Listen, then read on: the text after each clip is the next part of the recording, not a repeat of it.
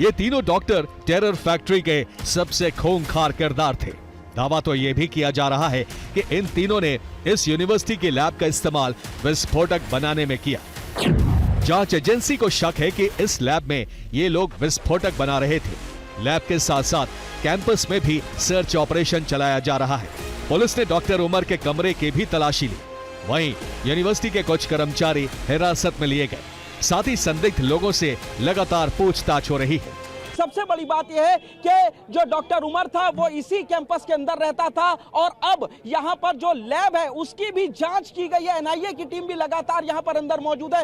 Lab की जांच की गई है और यह भी चेक किया जा रहा था कि क्या वहां पे आरडीएक्स या दूसरे किसी जो विस्फोटक का रखने या किसी और चीज तरीके से इस्तेमाल तो नहीं किया गया। यानी कि लैब संदेह के घेरे में आ चुकी है कि क्या वहां किसी तरीके के विस्फोटक को बनाया गया या फिर रखा गया या फिर लैब का इस्तेमाल किया गया। तो लैब की बहुत ही बारीकी से जांच की गई है, यह हमारे सोर्सेस बता के आ रहे हैं। इसके अलावा जो उमर जहां पर रहता था उसके आसपास के कमरे और साथ ही फर्स्ट फ्लोर के सभी कमरों की एक एक जगह पर जो पुलिस है उसने तलाशी ली है। कुछ उनके हाथ भी लगा है और इसके साथ ही 6 से 8 लोगों को डिटेन करके अभी 5 मिनट पहले यहां से पुलिस लेकर के गई है।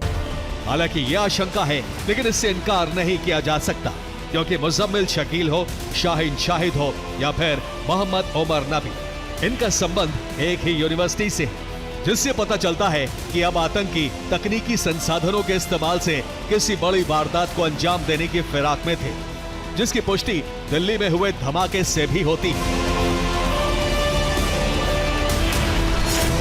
क्योंकि जिस कार में धमाका हुआ उसका बूट स्पेस पूरी तरह नष्ट हो गया।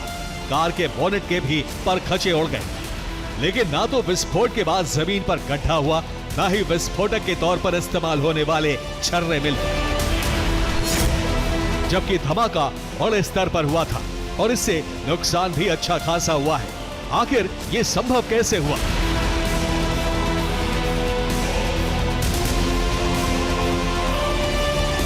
आईडी के तौर पे इसको बनाया गया है। और दूसरा जो डेटोनेटर की लगाने की दिशा, अगर हम डेटोनेटर को नीचे से लगाएंगे तो धमाका ऊपर को जाएगा। अगर हम एक्सप्लोजिव के ऊपर से डेटोनेटर लगाएंगे तो धमाका नीचे जाएगा। और इस धमाके के अंदर क्योंकि कार के अंदर था, इन्होंने कोई शार्पनर नहीं इस्तेमाल करा, सिर्फ जो अमोनियम नाइट्रेट इसको रखा गया था उसको जब एक्सप्लोड किया गया तो कार के हिस्से पुर्जे उड़ के गए, इसलिए इसके अंदर से कोई शार्पनर नहीं निकला। सिर्फ गाड़ी के फटे हुए हिस्से चारों तरफ जाके जिन्होंने नुकसान किया और दूसरी गाड़ी में आग लगाई। यानी ये आतंकी एक ऐसी वारदात से अपनी दहशत कायम करना चाहते थे जो भारत की राजधानी को दहला दे और इसका असर पूरे देश में दिखे। लेकिन आतंकी वो नहीं कर पाए जो उन्होंने सोचा था।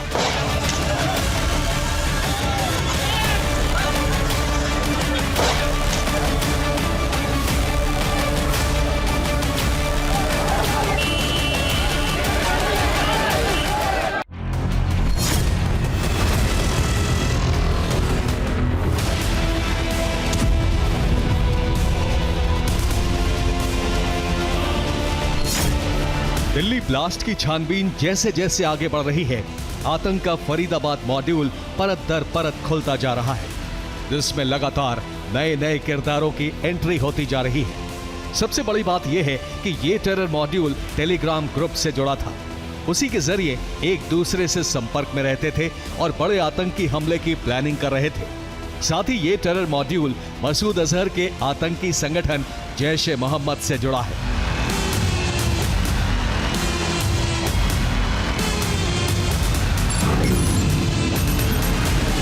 इस टेरर मॉड्यूल का सबसे बड़ा और पहला किरदार है उमर नबी।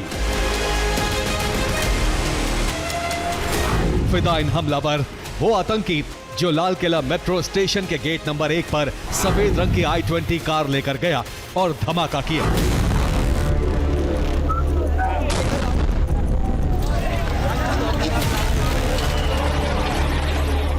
सैंतीस साल का उमर नबी जम्मू कश्मीर के पुलवामा का रहने वाला था।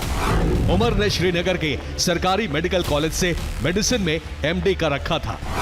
उमर नबी पेशे से डॉक्टर था। वो फरीदाबाद के अल फलाह मेडिकल कॉलेज में काम कर रहा था। उमर नबी जैश-ए-मोहम्मद से जुड़ा हुआ था।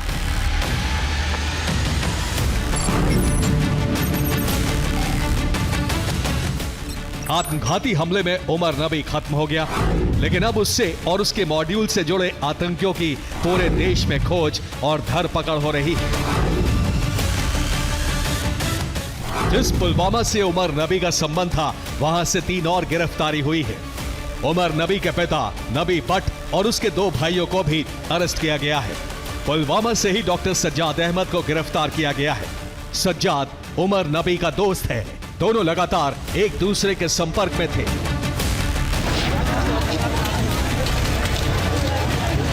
निस्संदेह यहाँ पे आप देख सकते हैं कि ये वो घर है जो डॉक्टर उमर का जो है यहाँ पे पुलवामा में स्थित कोयल इलाके में जो है। और बताएं यहाँ पे आपको कि ये जो आप देख सकते हैं कि किस तरीके से यहाँ पे अभी घर जो है एक स्टोरीड ही है।